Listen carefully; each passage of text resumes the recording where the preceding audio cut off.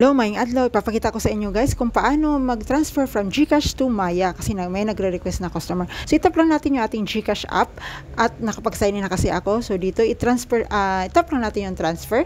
So yan, i-scroll down lang natin. Nakikita nyo may view all dyan. Yan, itap lang natin yon at i-search lang natin dito ang Maya.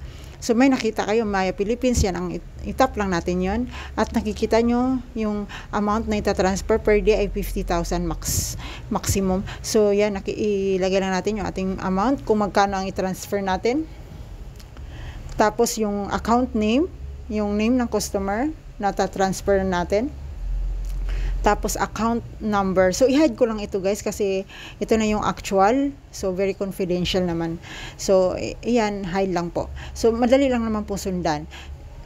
Yan, nakikita nyo may optional naman yung Gmail. So pwede natin hindi nalagyan. So nakikita nyo may transfer fee na 15 pesos lang. So 266 plus yung patong natin sa ating tindahan. So sa akin 10 pesos. So magiging 276. So yan,